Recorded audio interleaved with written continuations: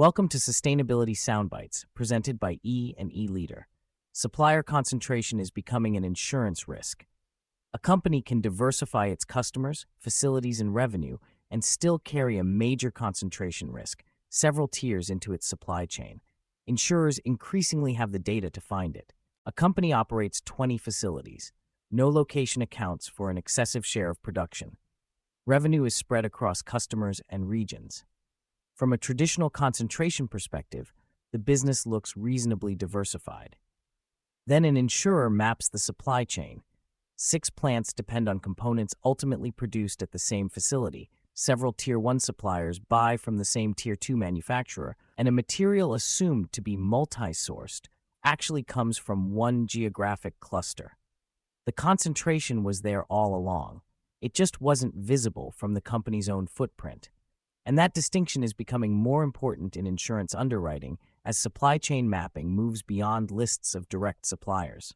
Marsh recently described a global semiconductor manufacturer that entered its property damage and business interruption renewal with incomplete data on 84 named supplier sites and little insight into the thousands of Tier 2 and Tier 3 suppliers sitting further upstream. Supply chain analysis ultimately validated 94 supplier sites and uncovered more than 16,000 Tier 2 and Tier 3 suppliers, identifying structural risks, including bottlenecks and concentrations that the company used to update its supplier schedule and support contingent business interruption coverage tailored to its actual exposure. The implication extends well beyond semiconductors. Supplier concentration is becoming measurable enough to influence how insurers understand a company's risk in the first place. 5 suppliers can still represent one exposure. Procurement has traditionally measured concentration using direct relationships. How much the company spends with its largest supplier, what percentage of a critical component comes from one vendor, whether there is an approved second source. Those measures remain useful, but they can miss common dependencies farther upstream. 2 competing suppliers can purchase the same chemical from one producer. Multiple electronics manufacturers can rely on one semiconductor fabrication process. Several pharmaceutical manufacturers can source an active ingredient or key starting material from the same facility or geographic region. On a procurement spreadsheet, those relationships look diversified. From an interruption perspective, they may represent one risk. Marsh says modern supply chain mapping increasingly looks beyond Tier 1 suppliers, specifically to uncover shared sub-suppliers, critical sites, bottlenecks, and geographic concentrations that can create single points of failure, information that can then be incorporated into insurance submissions and used to support discussions about property and CBI limits. That creates a new problem for companies that have treated supplier diversification primarily as a purchasing exercise. Adding vendors does not necessarily diversify the underlying exposure, a gap that echoes how procurement teams are already learning that redundancy on paper and redundancy in practice are not the same thing. Business interruption is moving beyond the company's property line. The insurance consequences are easiest to see in business interruption. Traditional business interruption insurance generally responds when covered physical damage to a company's own property interrupts operations. Contingent business interruption extends that concept to dependent properties, including critical suppliers and customers, because the event that shuts down production may occur hundreds or thousands of miles from the insured company's facilities.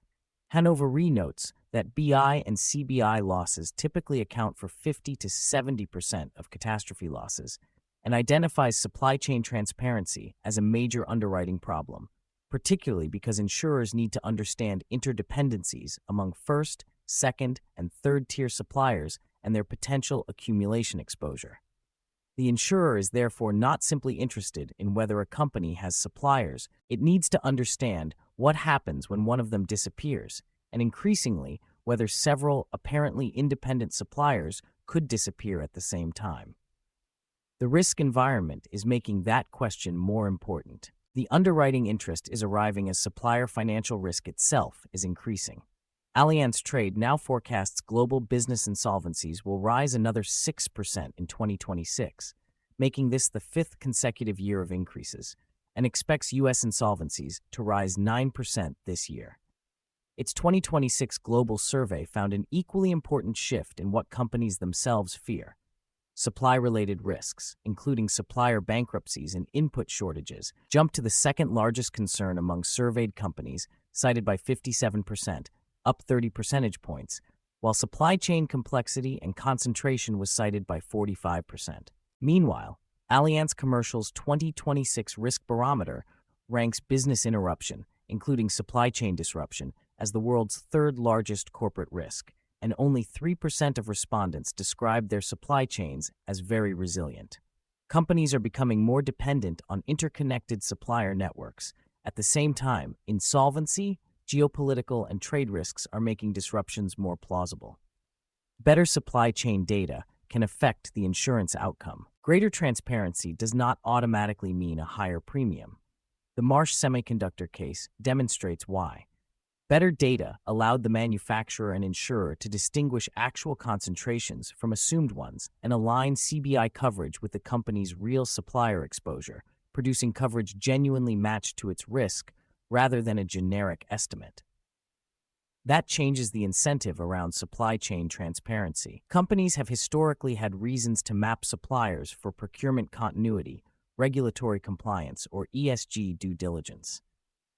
Insurance creates another, a business that can demonstrate geographic diversification, qualified alternative sources, credible continuity plans, and visibility into Tier 2 and Tier 3 dependencies may present a different risk than one that simply tells an underwriter it has several suppliers, a distinction that mirrors how traditional risk models are being forced to account for interdependencies they were never built to capture. The number of suppliers matters less if they all depend on the same place. Finance needs the same supplier map as procurement. That makes supplier concentration a cross-functional financial issue. Procurement knows which vendors provide critical components. Operations knows how quickly inventory would run out. Risk management understands the insurance program.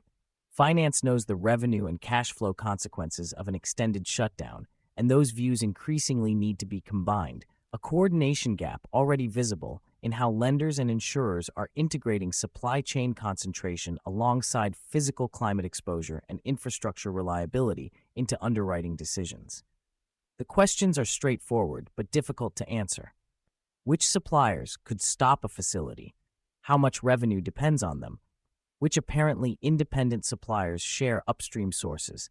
How long would replacement take? Which locations are represented on the CBI schedule? And do the limits reflect the actual financial consequence of losing them? The insurance renewal can expose gaps in those answers. A company may believe it diversified a critical component because procurement added a second supplier. An insurer looking several tiers deeper may discover something different. The two suppliers lead back to the same factory. At that point, supplier concentration is no longer only a procurement risk, it is an insurable financial exposure. Interested in a soundbite sponsorship? Contact our team to learn more. Thank you for listening.